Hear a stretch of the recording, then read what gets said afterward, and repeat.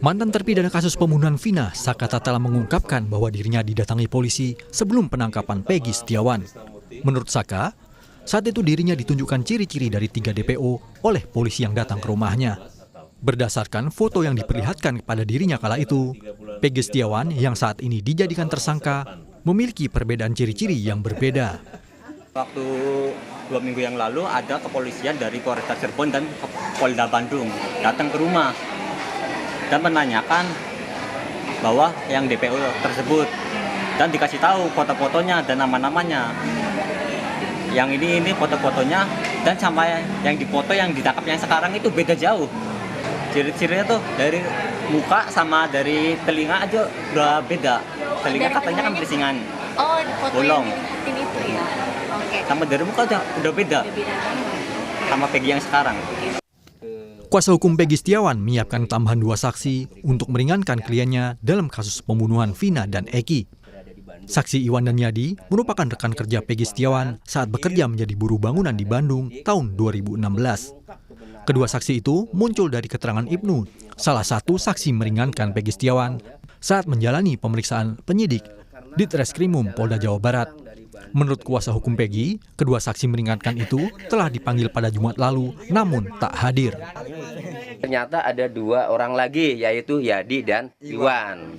Pemanggilan sendiri sama sebenarnya kemarin hari Jumat. Tidak hadir. Kami pun tidak tahu. Kalau merekanya misalnya datang kemari, ya kami dampingi kan. Tapi pemanggilan ulang atau gimana? Enggak. Paling nanti kami yang proaktif ya untuk menemui Yadi dan Iwan. Setelah itu kami koordinasi dengan penyidik. Ya, pelan-pelan ya. Kuasa hukum Peggy Setiawan juga mendesak polisi memeriksa pernyataan Mel-Mel yang menimbulkan asumsi liar dan kegaduhan. Pasalnya, pernyataan Mel-Mel di media mengaku mengetahui kejadian peristiwa pembunuhan Vina dan Eki tahun 2016 lalu. Kuasa hukum Peggy meminta Mel-Mel mau memberikan kesaksiannya ke penyidik untuk mengungkap apakah Peggy Setiawan yang ditangkap polisi adalah pelaku sebenarnya. Tim Liputan, Kompas TV. Untuk mengetahui perkembangan penyelidikan kasus Vina, kita terhubung dengan jurnalis Kompas TV, Ninda Destiani dari Mapolda Jawa Barat. Ninda, hingga saat ini bagaimana dengan pemeriksaan saksi-saksi kasus Vina saat ini?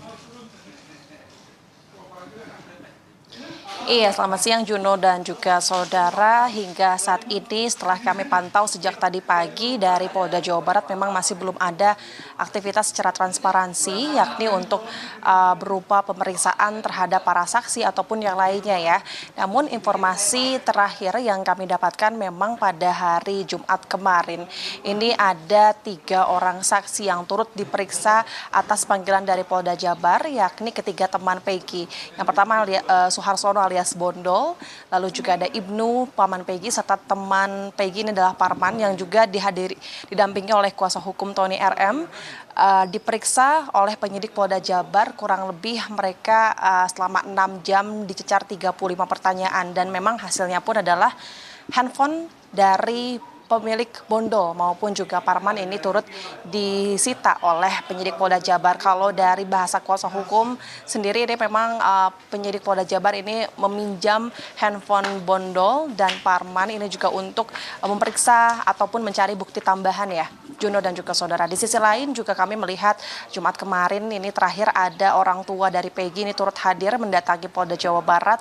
Ayahnya didampingi kuasa hukum sebetulnya ini dalam rangka menjenguk anaknya Peggy Setiawan, kemudian juga ibu dari Peggy Setiawan juga ini turut hadir didampingi kuasa hukum untuk kemudian mereka ini menjenguk anaknya Peggy Setiawan. Namun memang hasil dari Polda Jabar sendiri mereka tidak mengizinkan keduanya untuk dapat bertemu dengan Peggy Setiawan dikarenakan memang mereka datang ke Polda ini di luar jam besuk.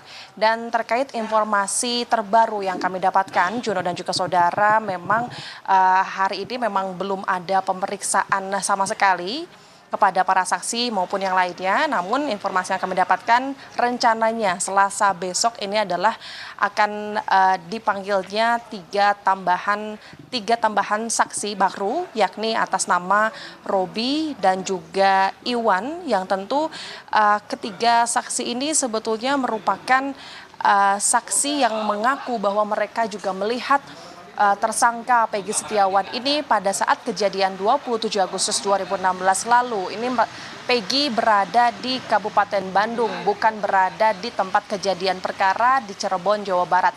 Sehingga rencananya esok ketiganya ini akan didampingi kuasa hukum, akan turut diperiksa oleh penyidik Polda Jawa Barat. Juno dan juga saudara. Di sisi lain, rencana esok hari yang akan ada di Polda Jawa Barat memang selain itu terusan hasil dari kemarin diperiksa antara Bondol, Parman dan juga Ibnu. Besok rencananya mereka akan kembali lagi datang ke Polda Jabar untuk kemudian mengambil kembali handphone milik Parman dan juga Bondol yang saat ini masih disita oleh penyidik Polda Jabar. Kemudian di sisi lain juga orang tua dari Peggy, yakni ayahnya yang sudah pasti setelah kami meminta konfirmasi terlebih kepada kuasa hukum ayah Peggy ini, rencananya besok ayah Peggy ini juga akan hadir langsung ke Polda Jawa Barat untuk kemudian menjenguk anaknya Peggy Setiawan, karena memang kabarnya setelah penangkapan Peggy pada minggu lalu, tidak ada satupun keluarganya memang yang bisa menjenguk Peggy Setiawan hingga hari ini. Karena informasi yang kami dapatkan kemarin ayah dan ibunya sempat gagal menemui Peggy, lalu esok rencananya pukul 9 pagi ayah dari Peggy Setiawan ini akan turut hadir di Polda Jabar untuk menjenguk Peggy. Sementara demikian, Juno. Ya, Ninda, untuk saat ini bagaimana dengan kondisi Peggy sendiri yang sempat dirilis pada sepekan lalu oleh pihak kepolisian, dan untuk saat ini informasi terkait dengan dugaan salah tangkap yang telah dikemukakan oleh terpidana Saka Tatal seperti apa juga respons dari pihak kepolisian? Iya, Juno dan juga saudara, setelah kami mendapatkan informasi terbaru dari pihak kuasa hukum, dari salah satu pihak kuasa hukum Peggy Setiawan, ini menyampaikan memang terkait kondisi Peggy Setiawan saat ini yang masih berada di tahanan di Polda Jabar. Peggy Setiawan ini justru menurun ya kondisinya, ia juga menangis setiap malam karena memang hingga saat ini masih belum ada keluarganya yang bisa menjenguk Peggy, melihat Peggy secara langsung. Kemudian juga ada isu yang saat ini sudah menyebar, namun kami juga masih menunggu konfirmasi terlebih dahulu melalui Polda Jabar.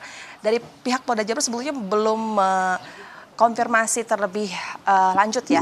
Namun isu ini datang dari pihak keluarga Peggy yang justru ini Peggy Setiawan ini akan dipindahkan ke tahanan yang berada di Nusa Kambangan, Jawa Tengah. Sehingga ketika Peggy mendengar isu ini justru keluarga maupun dari pihak Peggy ini juga mereka drop begitu, Juno dan juga saudara, sehingga Peggy juga rasanya tidak ingin lebih jauh dengan keluarganya, sehingga keluarganya juga melihat jika Peggy lebih jauh ataupun tidak berada di Bandung, mereka akan kesulitan bertemu dengan Peggy Setiawan. Terlebih juga kuasa hukum menyampaikan bahwa kondisi Peggy saat ini dia ini turut sedih dikarenakan hingga saat ini Peggy masih tidak menyangka bahwa dirinya ini harus ditahan oleh pihak kepolisian, karena dirinya juga menyampaikan bahwa Peggy Setiawan tidaklah terlibat dalam kasus pembunuhan Vina dan Eki pada 2016 silam.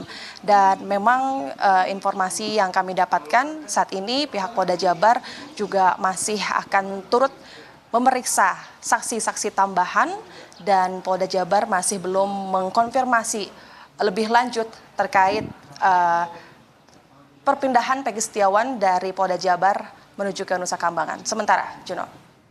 Baik, terima kasih atas laporan lengkap Anda, jurnalis Kompas TV Ninda Destiani dari Mapolda Jawa Barat.